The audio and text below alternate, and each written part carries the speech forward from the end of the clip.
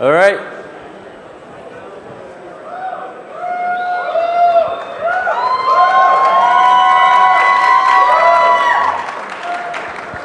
All right, so we finally made it. I want to give a big thanks to my mate Alex, who flew over from Europe. He road tripped the ATMs with me in an Escalade from San Jose to here. The whole time I'm thinking, please don't get pulled over, please don't get pulled over. 2 ATMs in the back of an Escalade and about 6,000 notes of novelty currency. What are you boys up to? You know? But we made it, we got them to the casino, so we're all good. The attraction to Target ATMs is fairly obvious. I mean, they're full of cash.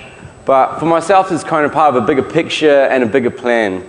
And that's to explore systems that, when compromised, have direct and immediate consequences. You know, society relies on various proprietary systems, whether they be ATM machines, medical devices, smart meters, parking meters, or the computer system in a vehicle. It's important to research these systems, particularly they're often not designed with a secure methodology. As a result of that research, we can use that knowledge to design better and safer products in the future. So my goal, the goal of the talk is to spark discussion on the best ways to remediate and prevent the attacks that I'm going to be demonstrating. The goal definitely isn't to give a cookbook recipe on how to hack ATMs. You know, I find the process of finding vulnerabilities a little bit more interesting anyway. The journey, not the destination. Although the destination is pretty cool in this one. And I hope to change the way people look at devices that, from the outside, are seemingly impenetrable. So current attacks, the skimmer, which is certainly a fan favorite, small overlay that slides over the card slot and the pin pads, manufactured to blend seamlessly with whatever particular ATM it's manufactured for, designed to both capture the track data on the cards as well as the pin numbers. And you know, the technology in some of these is no joke. Data that gets transmitted over GPS, some even have tamper protection. They wipe themselves when find out and send the remaining data back to the attacker. Physical theft and ram raids. You may have all seen those YouTube videos where a couple of good old boys hurl through the front window of a store, attach the chain to an ATM and the other end to their pickup truck and take off with it. Not the most subtle of attacks, but that's ninja status compared to some of the other ones. And we have card trapping and card snooping. Card trapping where someone will insert a small shim, commonly known as the Lebanese loop, into a slot, traps the card, and they're designed in such a way that when the card's read, it'll be read but won't be returned to you. Often combined with shoulder surfing to get your PIN, or they'll get your PIN in ways that may not be quite as friendly. Then safe cutting and frontal attacks, basically going at the ATM with a pair of pliers and a blowtorch. Explosives, which is surprisingly popular, which I find a bit odd. The attack is literally tying a bunch of explosives to an ATM and blowing the crap out of it. Now you'd think blowing up an ATM would be somewhat counterproductive, but this is big in Australia, so go figure. Sorry, Australians. And, and data breaches, hacking the back end, so hacking the bank processor, harvesting the card data. An example of this would have been the compromise of the Royal Bank of Scotland WillPay backend. Certainly the safest and was the most technically sophisticated attack that I've seen. I think about 9 million was stolen during that attack. And then I guess we have miscellaneous, other. So there would have been the default passcode attack from a couple of years back, where if the operator password was left unchanged on the machines, you could reprogram the ATM to think there was a lower denomination in the machine than there actually was. So you know, you could program to think it's full of $5 notes when it's really full of 20s.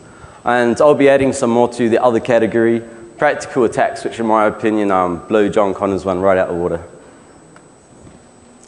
So I've picked standalone ATMs, and there's a few reasons for that. First off, they're pretty easy to get a hold of. You know, you jump online, and like anything on the internet, you just add to cart.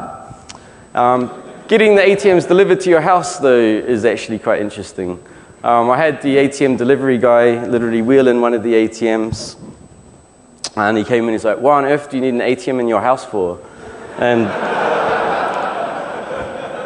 And I was feeling a little bit cheeky at the time, so I just looked at them like, "Oh, I don't like the transaction fees, mate."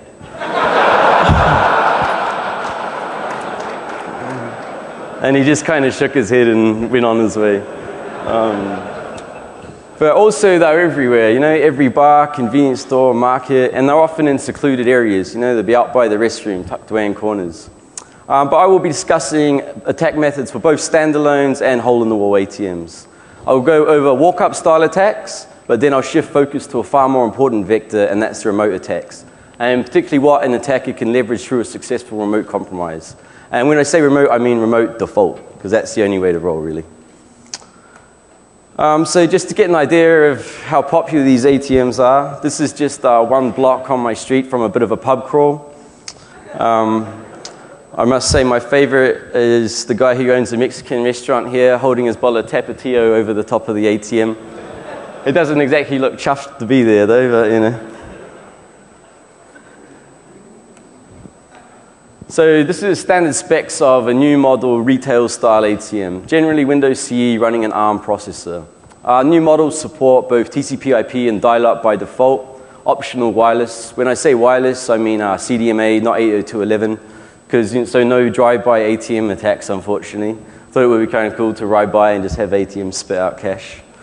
Although maybe the Grug could possibly do something with this. SSL support and a triple-DES encrypted pin pad. So the pin pad performs all the encryption within the device itself, has anti-tampering mechanisms, and I may talk a bit more about that beast a little later.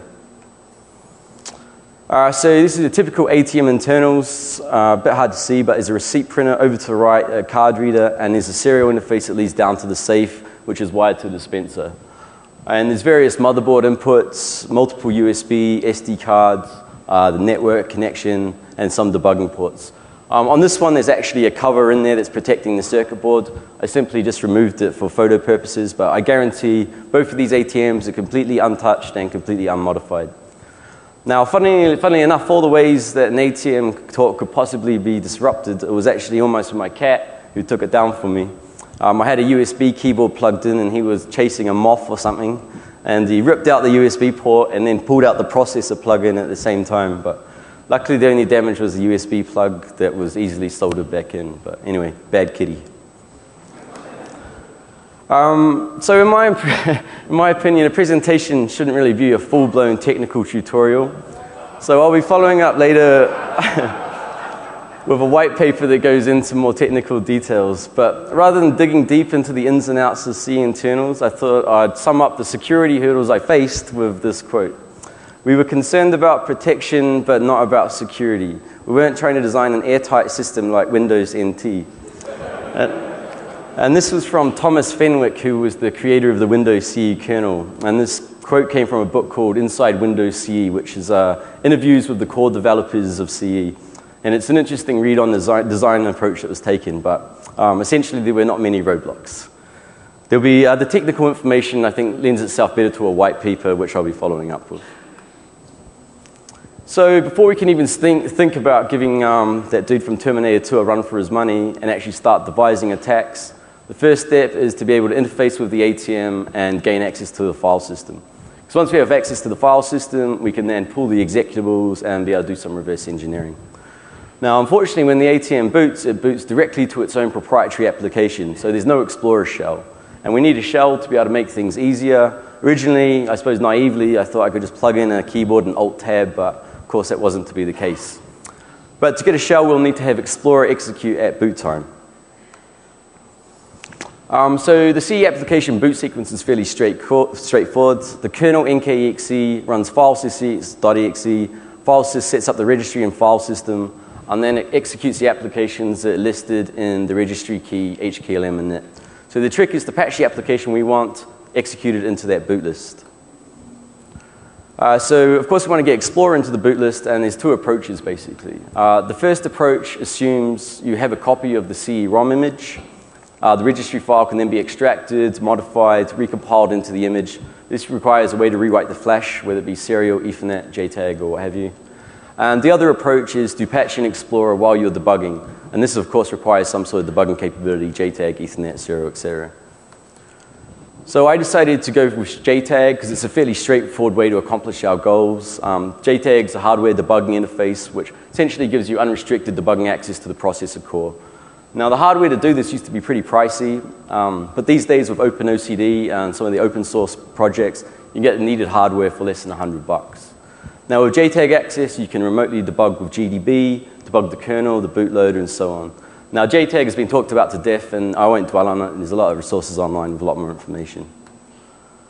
So here's just the hardware debugger connected to the motherboard. Now, it's probably obvious, but the use of hardware debuggers and things of that nature have absolutely nothing to do with the ATM attacks that I'll be demonstrating. They're simply used to initially gain access so we can then go on to find real vulnerabilities. But speaking of JTAG, I actually learned a valuable lesson when I was messing with one of the ATMs. I had the JTAG hooked up and I was screwing around, and I accidentally wiped out a massive chunk of the firmware and overwrote all the ATM files on it. Now, at the time, I couldn't get a hold of the software to reflash it because I wasn't an ATM distributor. So I actually had to call a licensed ATM technician to come around to my house. Now, 3 guys arrive, and of course they ask again, you know, why are these ATMs in your house? And I said, oh, I haven't moved them into my store yet, and all this type of thing. But anyway, see, what happened? How did you remove all this? I said, oh, I had it on a card. I was trying to change a splash screen, and it all just wiped out. He's like, yeah, no, they'll do that. They'll do that.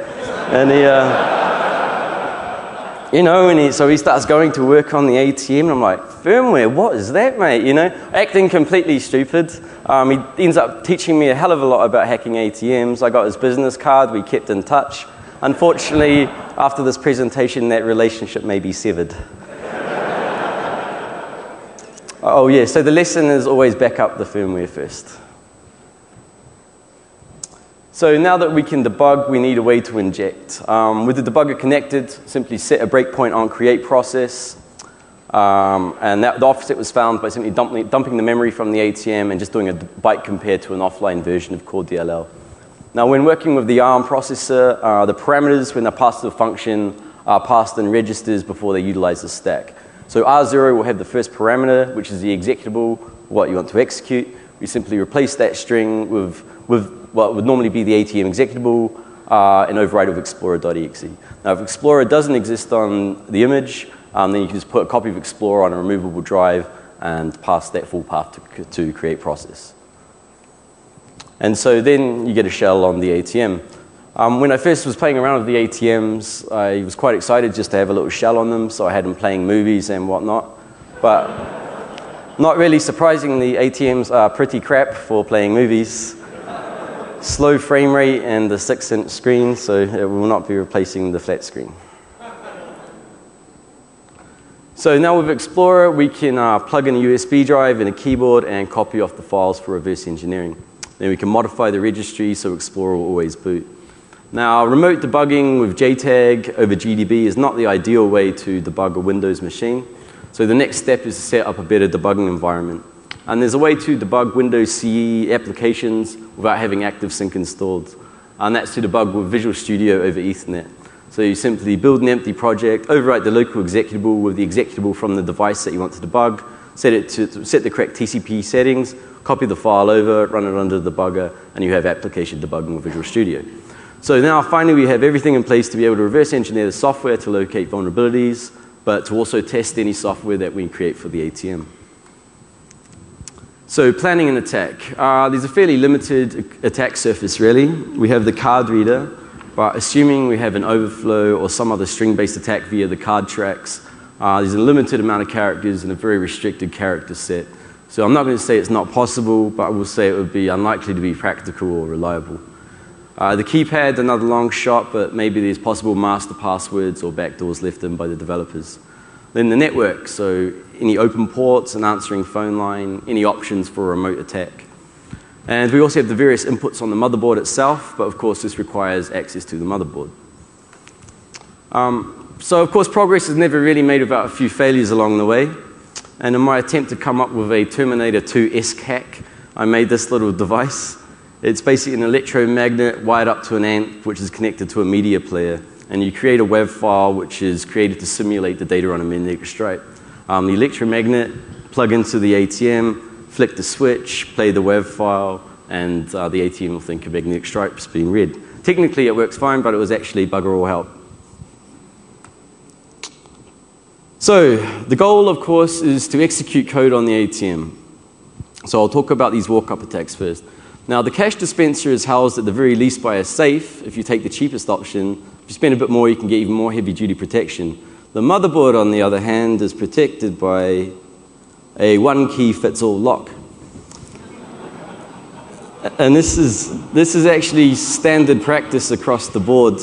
And these keys, like almost everything else on the internet, are easily available to add to cart.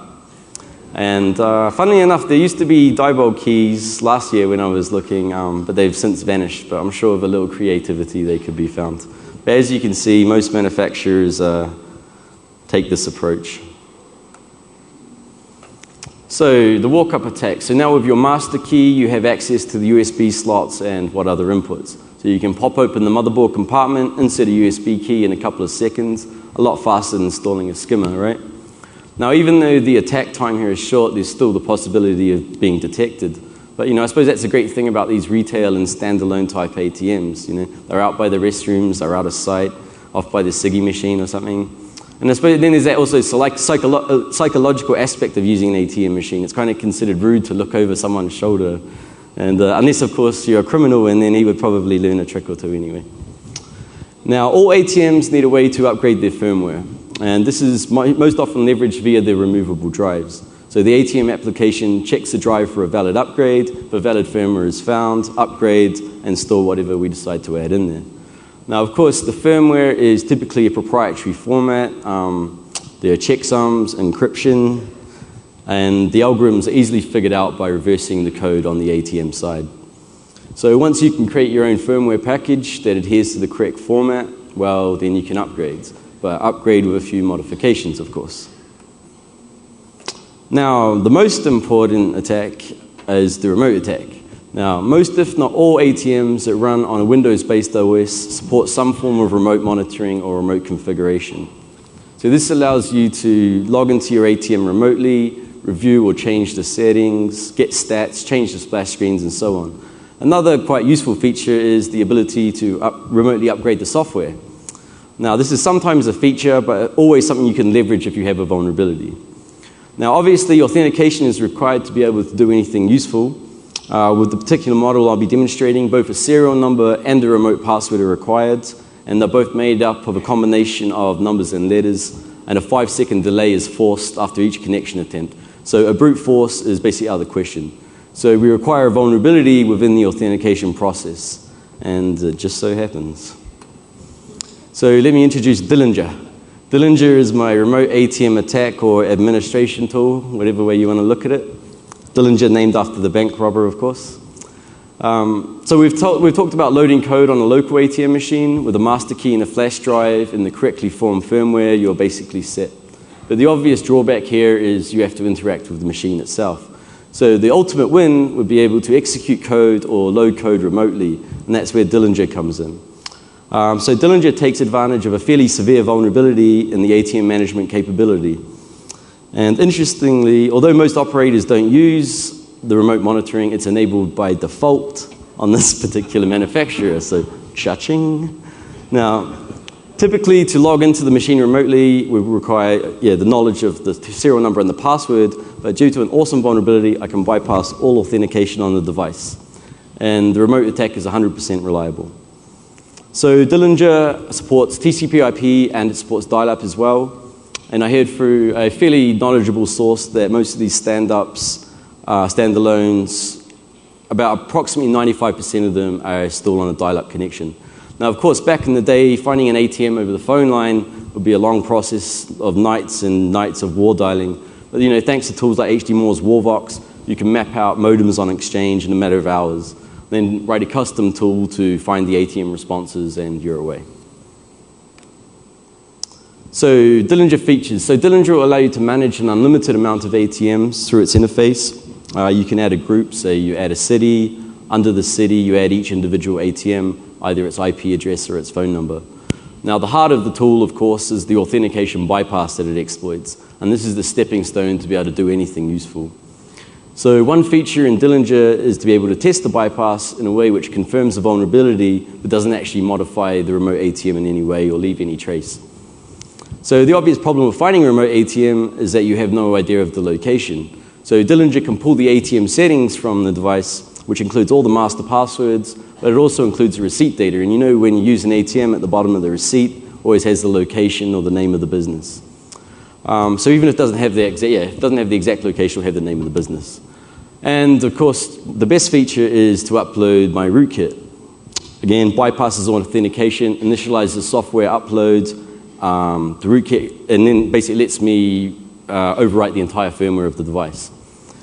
So in general, someone's going to need to be at the ATM if you want to get any sort of payout. So again, I added a feature so it would be possible to carry out an attack without ever visiting the ATM at all. So when someone inserts a card, the track data is captured and saved, and I can then retrieve that track data remotely. And finally, the remote jackpot, which kind of speaks for itself. So Scrooge is the ATM rootkit, developed specifically for ATMs running on Windows CE. Scrooge implements the typical rootkit technology you'd expect, hides itself and its friends by various CE system hooks, hides itself from the process list, hides itself from the file system by hooking syscalls and filtering the results. And there's a hidden pop-up menu which can be activated by both a special key sequence on the ATM or by inserting a card with custom track data. Now, it'll run on any ARM or Xscale based ATM, Intel with a few tweaks. Originally, I was designing it for both Intel and ARM, but it turns out that CE on x86 is actually pretty rare and basically non-existent in the ATM world.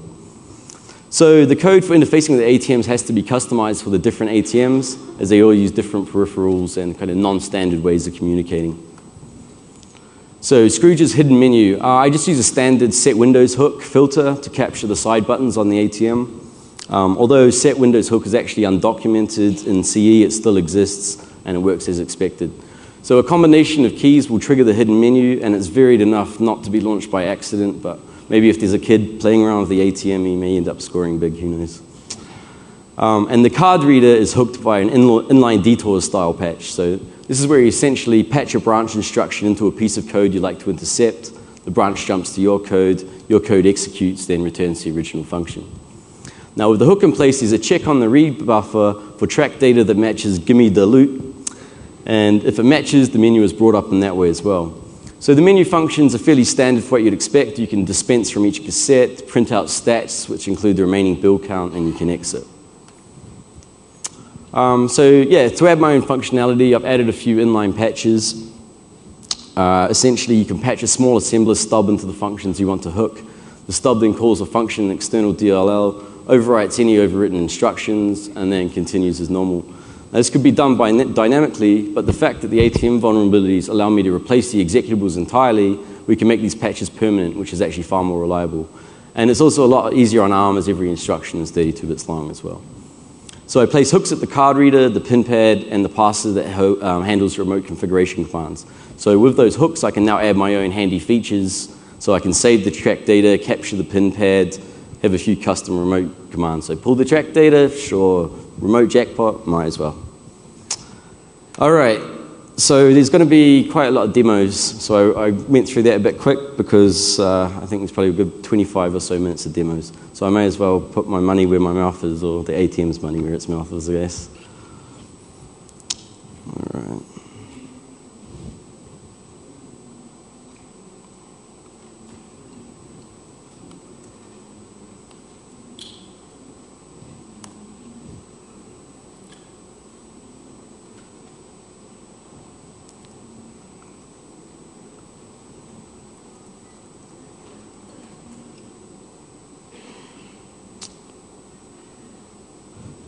Okay, so this is Dillinger's interface. We can add a group, so we'll say Black Hat. Add an ATM. Barnaby's ATM. Location on stage at Black Hat. And Dillinger supports both dial-up and TCP/IP. So in this case, I'm using TCP/IP, of course. By the way, just to reiterate, this is by default. Remote functionality is enabled on all of these ATMs as they ship out. This one here, at least, not the other one.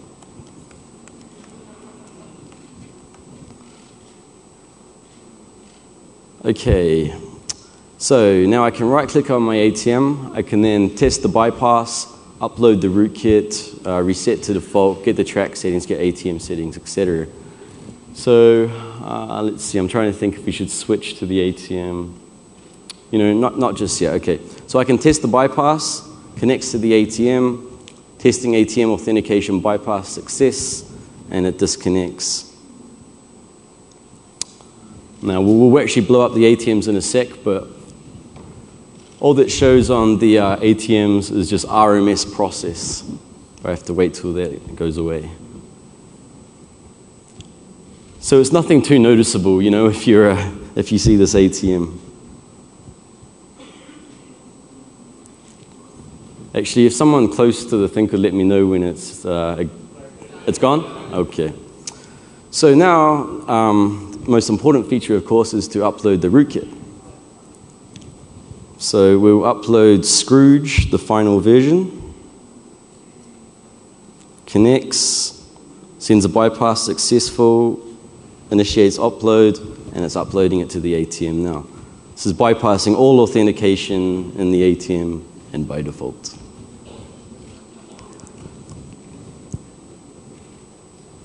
Now, even though it's over the network, it takes a little while because they have their own proprietary protocol, which acknowledges each packet and then has a small delay and so on. Proprietary protocol, of course, has its own proprietary encryption, and you all know what happens when people implement proprietary encryption. It's fairly easy to make your own.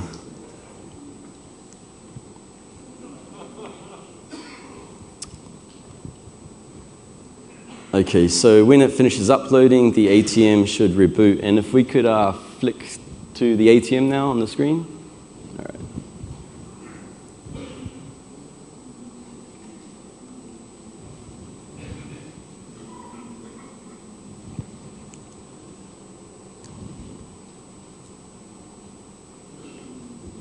Takes a little while. Windows CE, you know, it's not the fastest beast out there.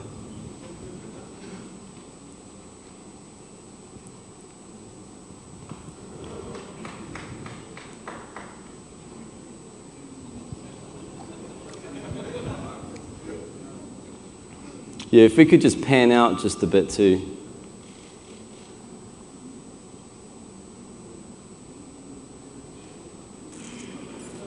If we could get the screen and the dispenser.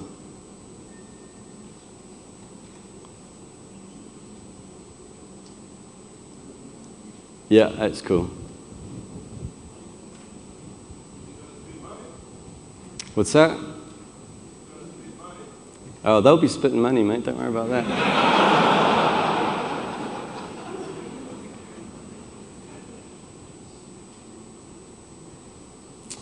Okay. Make sure I have my little card here. So as I said, there's two ways to get the remote menu or the hidden menu to pop up. One is with a special card with the track data. So if we insert. Okay. I always say it's 100% reliable, and why doesn't it work? There we go. Okay, so that card now has popped up my hidden menu. You can dispense 50 bills from A, B, C, or D, which are the 4 cassettes in the dispenser. You can print statistics, which give you the master passwords and so on, or you can exit. So I'll just dispense 50 from the first cassette.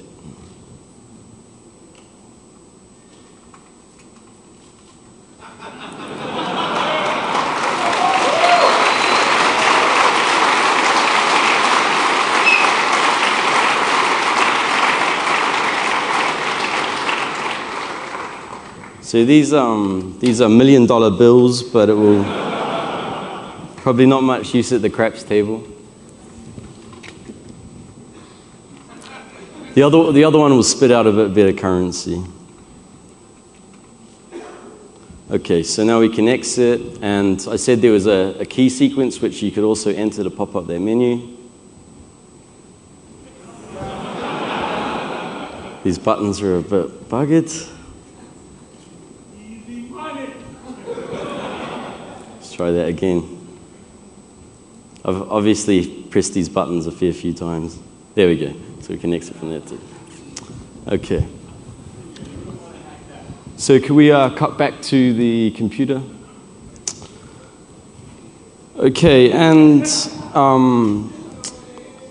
it'd be nice to know where this ATM actually is as well. So we can retrieve the ATM settings, connects, retrieves the settings, and saves them to disk.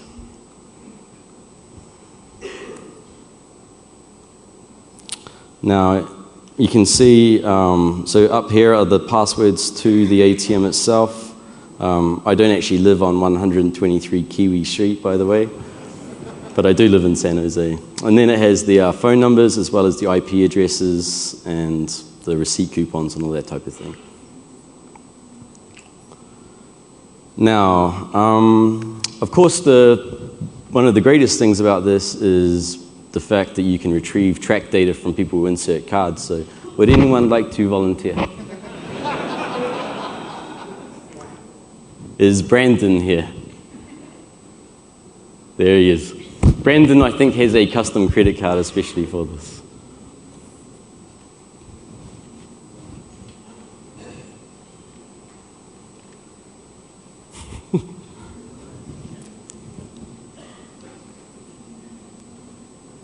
So can we flick to the ATM again, please?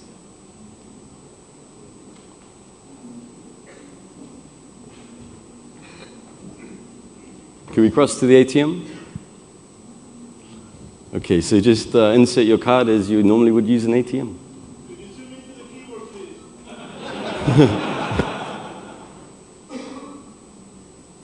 All right, thank you, sir. So back to the computer, please. So now, let's see if we can get the track data that he just inserted. Connects, retrieves the Stripe card data, saves it to disk. Okay, so you can actually see from the first one was the Gimme the Loot, where I was actually had my demo cards. And then the next track data, this doesn't look like a credit card, Brandon. Dr. Raid of the Buster Cardi with the card leet.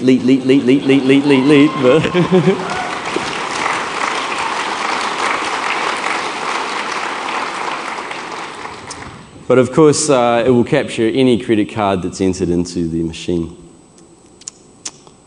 And finally, the remote jackpot, which is always handy. So you could go back to the ATM.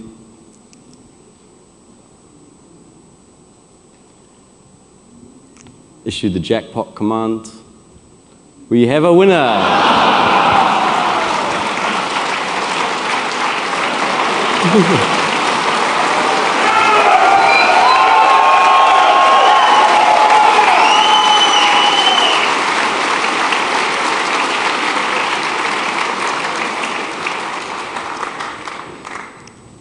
Now, I'm not going to let the other one get off scot-free. So I will quickly demo the walk-up style attack. Now, I'm not as fast as this as I should be, but I will try it anyway. So remember, the walk-up attack is simply popping open the cabinet, inserting a USB, and restarting it. So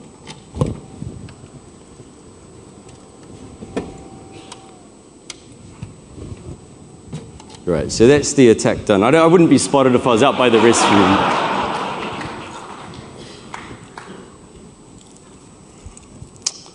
I think just to make it look a little better on stage, I might just open the cabinet here. Not opening the safe, of course, just the cabinet.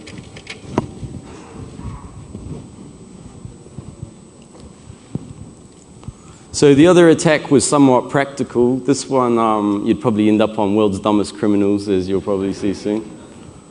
Okay, so it boots. Right now it should be reading the firmware off that USB drive.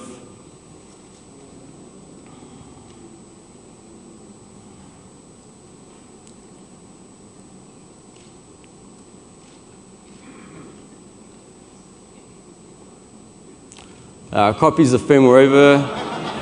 As it initializes, the little black hat logo floating around the screen. Obviously, in the real world, it would be a rootkit, not a black hat logo. But so I kind of tailored this for both Black Hat and for Vegas, as you'll see.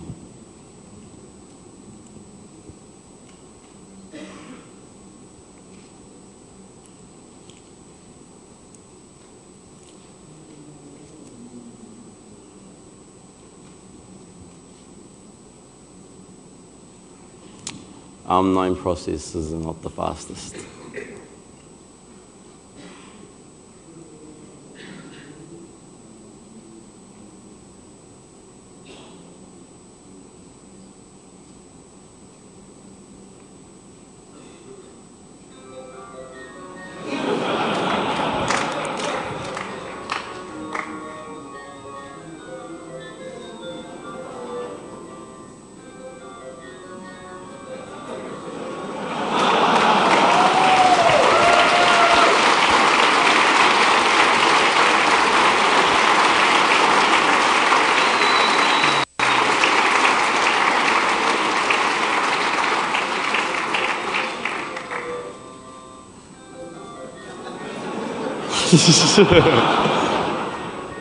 I just want to see how long it actually takes to dump its entire dispenser.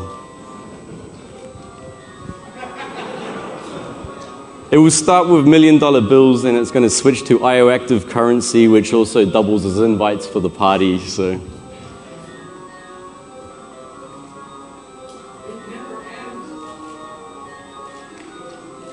I want there to be a big pile at the end.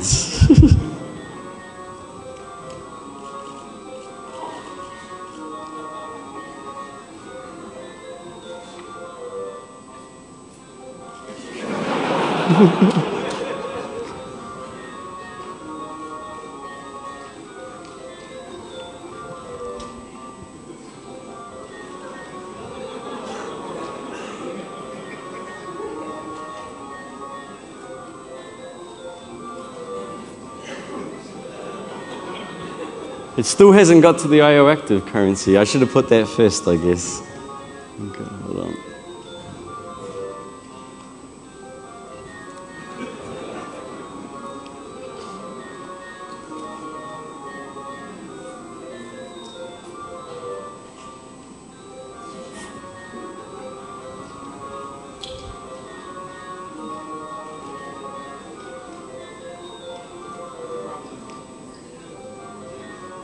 There we go.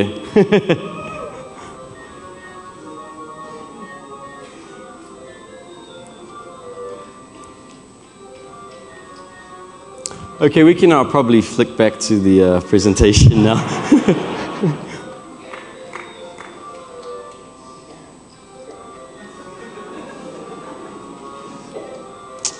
Okay, so countermeasures. The obvious physical, I may just disconnect the sound really quick.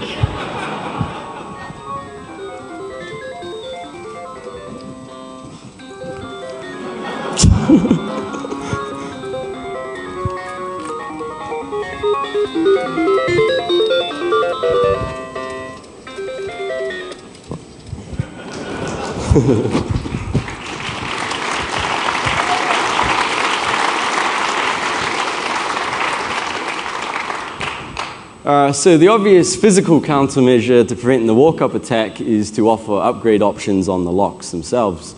So there's a unique key for each ATM.